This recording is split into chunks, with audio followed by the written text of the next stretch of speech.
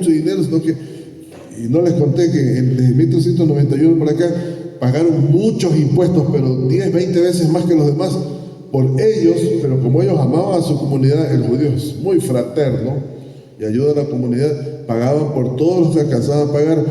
Tienen 20 años para pagar este impuesto, aparte de los impuestos normales que tenían todos los demás, ¿no? Entonces llegó un momento en que eso ya estaba hasta aquí, y Fernando de Aragón, Isabel de Castilla, los reyes católicos, dijeron que no. Aquí si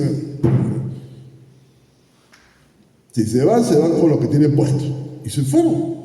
Unos se fueron para Portugal, otros se fueron para el norte de África, otros se fueron para las islas griegas, que estaban en manos de los musulmanes, otros se fueron para lo que ahora llamamos Países Vascos, que es Holanda, que recién se estaba tratando de liberar de España.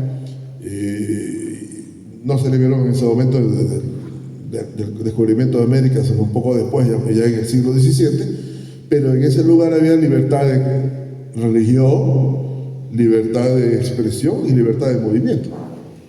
Eso fue muy interesante porque con ellos se inició el mercantilismo y por eso vinieron para acá. Ahora estoy estudiando con un amigo el primer asalto holandés a Guayaquil, 1624, que él ya descubrió todo lo que le interesaba descubrir a él, pero yo estoy atrás de las otras cosas que conllevaban a eso. ¿Por qué? Porque la Compañía de Indias Occidentales, en su segunda etapa, que básicamente estaba con Brasil, su gran mayoría de socios eran judíos. Judíos que habían, digamos, alucin que habían regresado al judaísmo y que venían de España y de Portugal. Entonces, en algún momento me decía Gabriel que por qué voy a hablar de los otros países, por una sencilla razón. En esa época, los judíos funcionan en familia. Y entonces, ya desde 1550 más o menos, el negocio cambió. Primero, de 1580 a 1640, Felipe II, rey de las Españas, se está unificando con él para llamarse ya España, adquiere todas las posesiones de Brasil, las posesiones de África, las posesiones del Asia, de China, Macao y algo de la India, y eso, un negocio tremendo, que era portugués.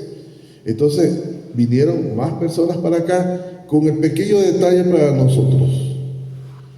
El 30% aproximadamente, es el 33%, de la primera población portuguesa de Brasil es cristiano nuevo, demostrado con papeles. De esos había unos que los llamaban bandeirantes, y los bandeirantes, unos llegaron hasta Quito. Los de Quito se asustaron porque había mucho poder económico, y los mandaron de vuelta para ayudándolos, queriéndolos, los van a conquistar. Sin embargo, otros vinieron acá a América como comerciantes porque monopolizaban el tráfico de esclavos africanos. Está demostrado también con toda la documentación.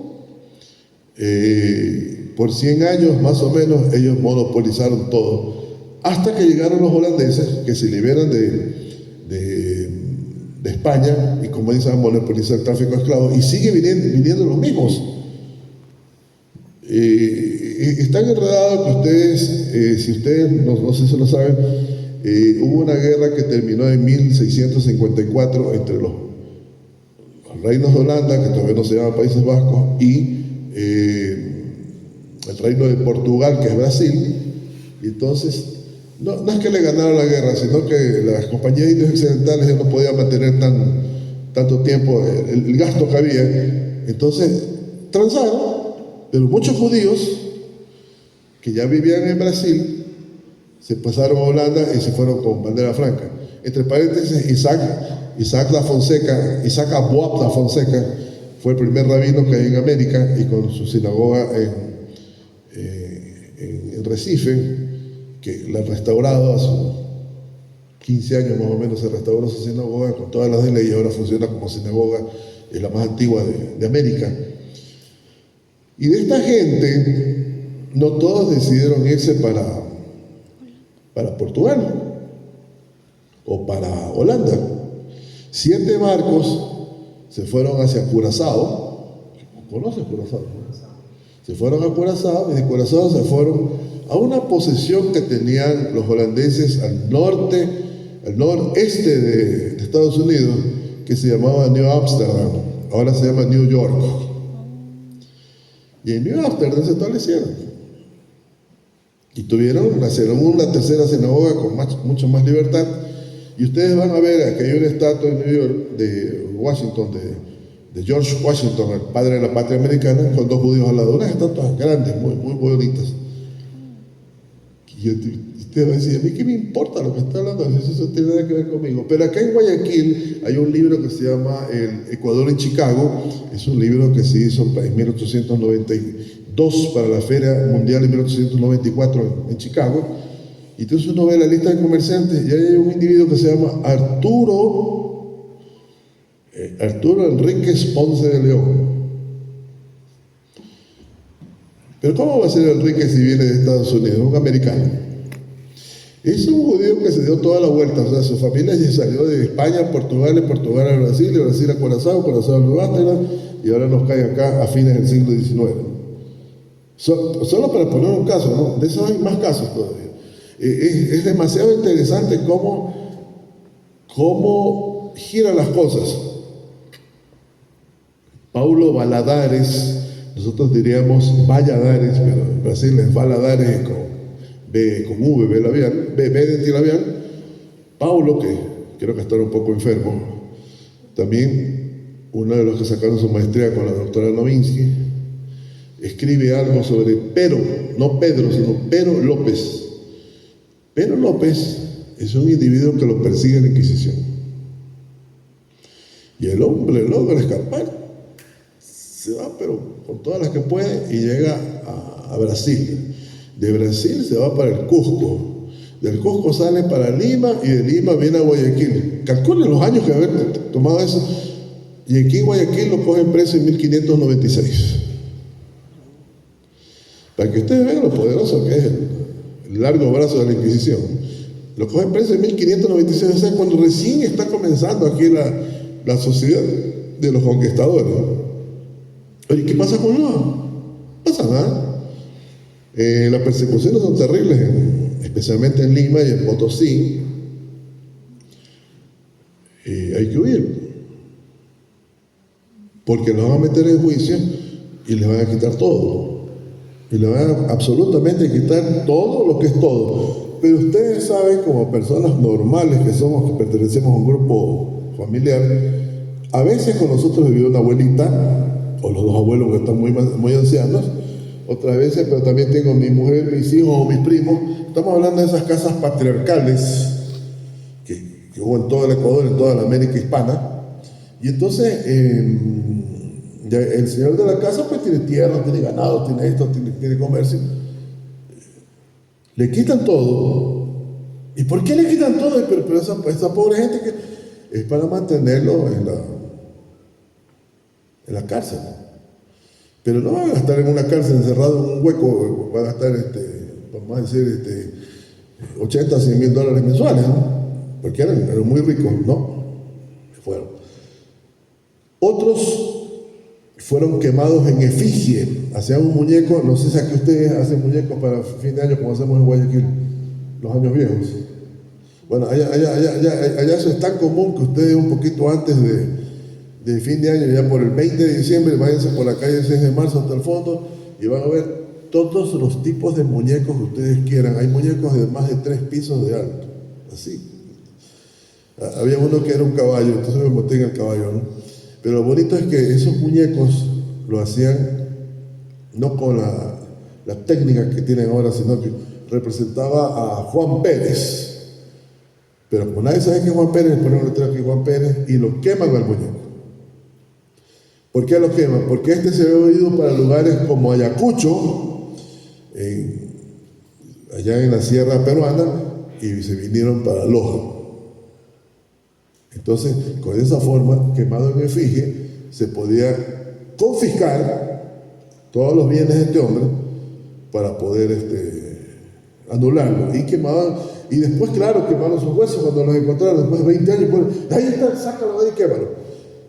Ahora, yo recuerdo, no voy a dar los nombres de acá de Loja, no me interesa, había un abogado muy importante en Quito, un doctor de aquí, natural de él, y una amiga mía le dice, conversando, pues, sí, dice, pero, ¿y usted?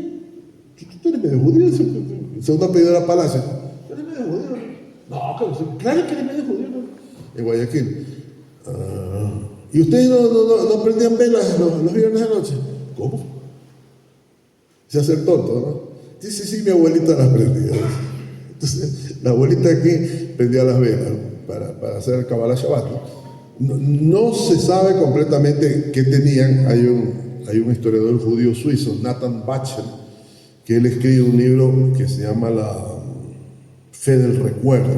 Entonces, estos judíos, como no podían recordar todo porque no los dejaban, porque los perseguían, aquí sucedió pues que ellos, los que se acordaban hacían, prendían 2 velas o han prendido más velas. Bueno, cuando yo vine acá en el año 87, yo ya sabía que esa familia era una familia de bastante dinero acá. Me llevaron allá a una casa muy bonita, una casa muy grande, muy lujosa. Y no se puede uno preguntar, no se puede, ¿no? Y aunque si bien es cierto que los rasgos fisonómicos no pueden definir a un judío, pues como les dije, hay de todos los rasgos que uno quiera, lo interesante es que esta sí tenía una cara de judía, pero así como igualito a los que yo he estudiado en todos lados. Yo no decía nada, ¿y cómo está? Y no sé qué, y estoy haciendo una historia de no sé cuánto. Pero yo veo, estaba aquí sentado en la sala, allá, mucho más allá que esta puerta, como esa puerta era la entrada. Estoy sentado en un sofá muy cómodo, y aquí veo una plancha de hierro negra con trípode para velas, pero esa gente no necesitaba velas, y si tenían velas las prendían en candelabro. Estaban bien económicamente, ¿no? Me gustaría ver si, ya tiene que haberse muerto la señora, era bastante mayor en esa época, ¿no? Y entonces se hace 2, 3, 4, 5, 10 preguntas, esas preguntas bien ingenuas, bien bobas, bien tontas, y ahí le mandan la pregunta clave, dígame, ¿y eso va a prender velas? Sí, me dice. Nosotros aprendemos los viernes, año 1987, o sea, no estamos hablando. Aquí en Loja, aquí en Loja. Ahora, alguien de ustedes me corrige, pero ¿cuántos conocen el detente, esa oración? Detente, Espíritu, detente, Satanás, que el Espíritu Santo está conmigo. ¿Quién la conoce de aquí? Ninguno. ¿Dónde se pone eso de ahí? A voz alta, que sin medio sordo. Atrás de la puerta. O sea, si esta es la puerta, esta es la puerta, estamos aquí en la sala. Ya, pero ¿qué sucede? Que yo entré, no es la cámara como ahora saco el teléfono chico así, no hay que enfocar ni nada. El detente estaba aquí, el detente chiquito, bordado, bonito aquí. Entonces yo me hice el todo, ¿no? En la misma casa, que tomó la foto. Pero no alcancé a tomar una buena foto de frente, porque no podía. Y entonces, ya le pregunto a la señora, ¿no? Oye, ¿qué es eso? Porque en Guayaquil no se sabe. En Guayaquil, la gente de costumbre católica muy antigua tiene un corazón de Jesús, o en la parte de arriba de la puerta hacia el interior aquí, o si no, cuando uno entra por las escaleras, está el cuadro llano, o sea que las personas miran. Pero acá es una cosa muy chiquita, Dios. Eso no encaja, ¿no? No, vamos a hablar de otras cosas, no tengo por qué estar hablando. Me cambió de tema, pero así ya comenzó a enojarse, ¿no? Entonces, esos son los poquitos casos que puede detectar. Entonces, como ustedes verán, pues, la población lojana, en estos momentos todos somos muy heterogéneos y somos muy liberales y muy todo, pero ¿cómo que se llama el síndrome del Larón, ¿no? Larón. El síndrome del Larón, donde más clientes tienes en Loja, en todo el mundo. Claro que ahora ya casi eso no existe. Pero vinieron estudiosos, yo recuerdo que me mandaban del consulado de Israel años atrás, mira lo que pasó aquí, mira todo acá. ¿Por qué? Porque mucha coincidencia, es una enfermedad que le puede pasar a cualquiera. No tiene predilección, pero hay incidencia dentro del pueblo judío. Entonces, me pareció muy interesante. No sé si podemos ver dos fotitos. Primero, no. Son las puertas ventanas, la puerta de la Casa de la Inquisición en Quito.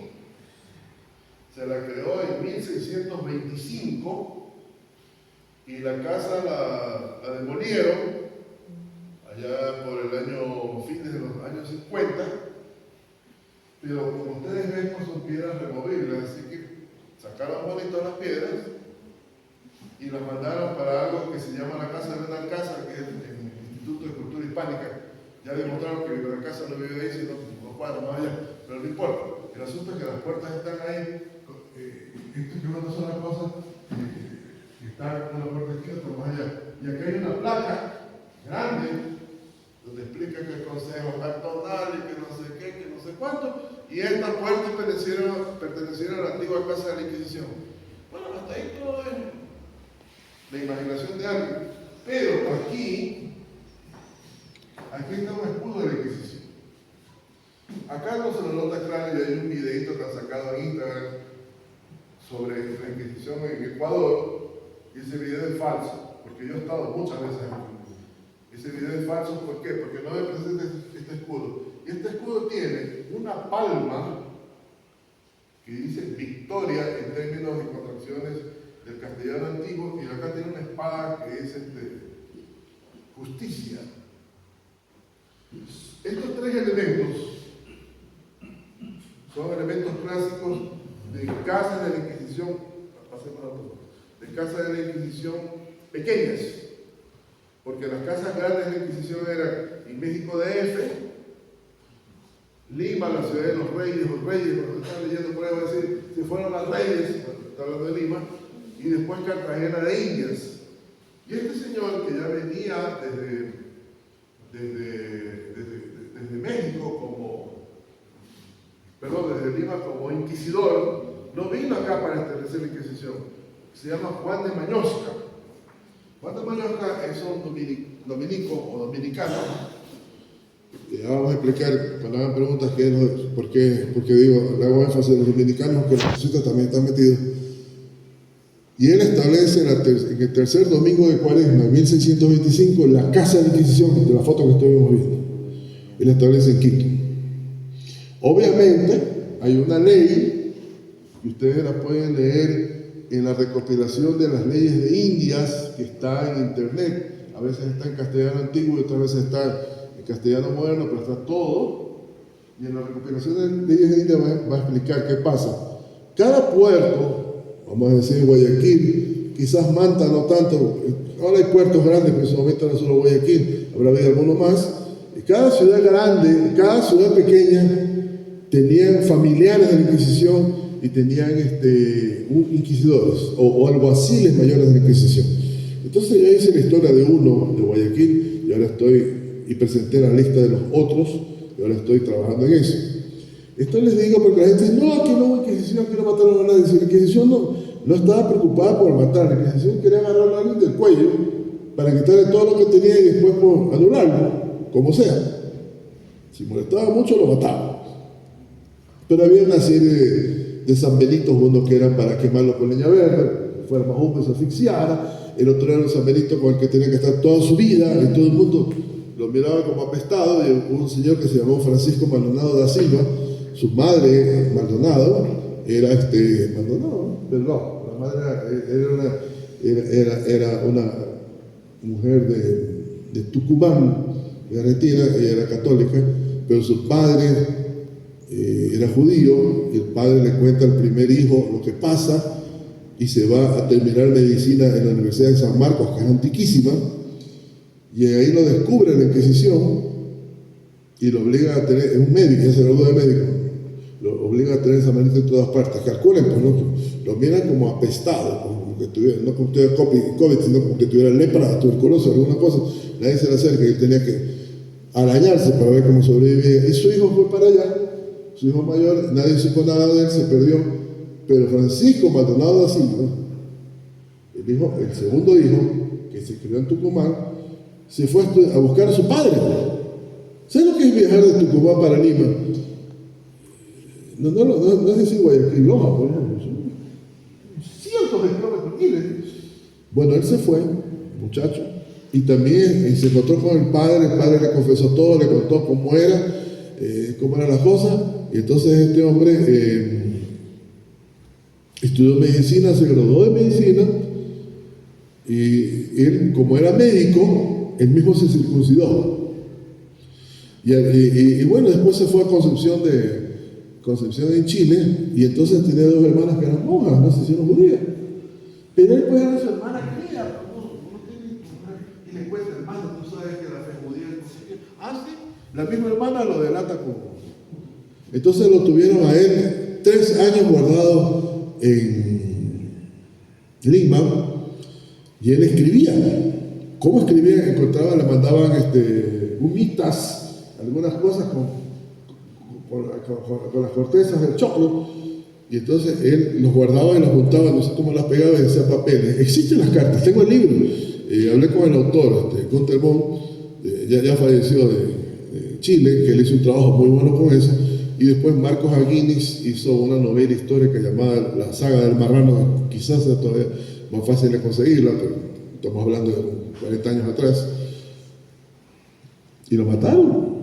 Ahora, fue el más importante como profesional, pero hubo uno que se llamó Manuel Bautista Pérez. Manuel Bautista Pérez era el más grande traficante de esclavos de la época, era multimillonario pensando en nuestros términos actuales. Dicen que su carreta en el juicio tenía los herrajes de oro. Tenía 7 barcos para él, barcos negreros, son unos barcos gordos, grandotes. Y este hombre, por otro lado, era muy beato. Entonces él hacía misas, hacía novenas, todo lo que podía parecer para ser más papa que el papa, ¿no? Pero hay alguien que un día pasa por una casa, una casa muy parecida con esta, se llama actualmente la Casa de Pilato, tiene algunas reformas, ¿no? Con cemento, y pasa por ahí y ve un grupo de gente que está ahí adentro hablando de cosas que no entendió. Por ahí y descubren que están vestidos diferentes y que están hablando de algo que ellos no entienden, y avisa a la Inquisición. Se demoraron como 2 o 3 años y lo guardaron. Ese hombre lo estoy estudiando porque tuvo que haber venido a Guayaquil, porque Guayaquil era el mejor astillero en la época, y eso lo dicen las fuentes españolas, y las naves de madera tienen especialmente algo que se llama broma. Es una especie de parásito que hace agujeros en la madera, y cada cierto tiempo los barcos hay que vararlos, sacarle la broma, calafatearlos, yo qué sé. Entonces él tuvo que haber estado en Guayaquil, pero casualidad de sorpresa, en Guayaquil de la época de él no hay documentos de nadie. Los documentos están desde 1634 para acá, como aquí los documentos con los que están en Cuenca. Y cuando vine acá, yo conseguí una recomendación del Monseñor Luna, en esa época, arzobispo de Cuenca, y aquí estaba Monseñor Charazuolo. Entonces, como venía pues apadrinado, abrió las puertas, ¿ves? Ve, ahí están todos los documentos. Los documentos ocupaban un pedazo de la sala como el tamaño del piano, cuadrado, nada más. Pero yo sé pues que alguien estaba con familias poderosas que habían guardado los documentos cada uno de sus notarías y se los vendieron a alguien de Cuenca que creo que ya los pasó al Banco Central o está traduciendo alguna cosa. Estoy hablando con una información que tiene unos 10 años de atraso, ¿no? Entonces, el movimiento fue grande. Por otro lado, si ustedes quieren saber cómo es el movimiento, porque le llamó mucho la atención a Gabriel cuando le expliqué el asunto, hay un señor que se llama Frederick Bowser. Frederick Bowser trabaja sobre el tráfico de esclavos, y es una de mis fuentes, porque tengo las otras fuentes brasileñas y las otras españolas sobre lo mismo. Y entonces él explica que Manuel Bautista Pérez tenía su familia. Lima, hasta él, Cartagena, hasta nosotros. Cartagena es como ahora Panamá, es la puerta para todo lo que cae de todos lados. Entonces por Cartagena llegaban hasta Quito hasta acá, o si no por Guayaquil. Y también tenían Lisboa, y también tenían en África, toda era una sola familia cercana, y los agarraron a todos. Como ustedes les digo, tengo un amigo que me guardo el nombre. Su primer apellido es alemán, su segundo apellido es Bloch, ya se falleció, y su padre viene para acá a Ecuador porque es perseguido por la Alemania nazi, porque el padre era judío. El padre tenía sangre judía, pero no vivía el judaísmo ni nada por el estilo. Pero la mamá del padre, su abuela paterna, sí lo era. Está enterrada en Guayaquil, en el cementerio protestante. Pero su familia de él, digamos, como dicen los coranos, está en Brasil. Está en Brasil. Dijimos que en 1580, 1640, todos los reinos de Brasil pasaron a España y hubo una simbiosis. Y entre paréntesis, es mucha información, siempre estoy acordando. Fernando de Aragón, viendo que volvemos otra vez a 1520, por ahí, no venía mucha gente acá y iban a perder todos estos reinos, todas estas posesiones que son las que alimentaron a España, creo que hasta la fecha, ¿no? Y entonces libraron del documento de limpieza de sangre. En el documento de limpieza de sangre, el español de la época va a decir que él es un cristiano viejo, hijo de cristianos viejos, y que no tiene la maldita sangre ni de judíos, ni de musulmanes, ni de negros. Y entonces con eso se llama, pero Fernando Aragón ve porque no es así. Entonces, ¿qué hace? Saquen ese estatuto de limpieza de sangre, sáquenlo de aquí, y vinieron en bandadas. Dice José Toribio Medina, que es el mayor escritor que hay sobre la información de los archivos que estaban en España, que los compró y los publicó en Chile, Historia del Tribunal Santo Oficio de Chile, el Santo Oficio de Lima, el de Cartagena y el de México. Él se gastó de su bolsillo, consiguió un gran equipo de secretarios y traductores y comenzó a publicar por 1890. Dice que Lima, lo que él transcribe, Lima todo el mundo era judío. ¿Y qué hacían los judíos? El judío dice, y ustedes me van a confirmar que el judío no es misionero, porque actualmente un evangélico, un bautista, un adventista, y usted siempre van a ir conmigo y vamos a los estudios. No, en ese aspecto no lo es. Pero el judío viejo que ya vivía en Lima, él necesitaba gente, ¿y para qué necesita a su gente? Entonces veía alguno que estaba ahí desorientado y no sé qué, le decía, ¿para qué quiere trabajar conmigo? Ya le intuía capaz de ser judío. Sí, ¿cómo no? No hay problema. Ya, pero hacemos algo. Yo te pago bien. Pero tú guardas el sábado y nosotros nos escondemos para hacer esto. Y eso sucedió en todas partes, solo que en Lima tenemos mayor información documental. Pero en Lima también hay documentación para Guayaquil. Sino que hay personas, tampoco voy a decir el nombre que ya se murió, voy a la biblioteca de la Academia Nacional de Historia en Quito. Entonces, como en Quito, para que uno la atienda mejor, en Guayaquil voy a mangas de camisa, no, pero en Quito está en Quito, bonito. Señorita, por favor, tenga la amabilidad. Usted necesito ver unos archivos sobre el procesado de la Inquisición.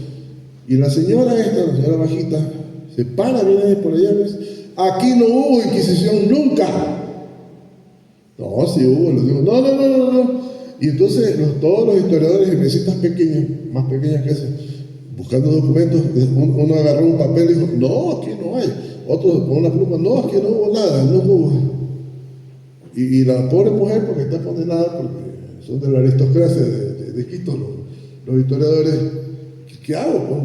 Vea, señorita, yo tengo un libro que es el catálogo de los documentos de ustedes y ahí tengo las personas. ¿Quieren que se lo muestre?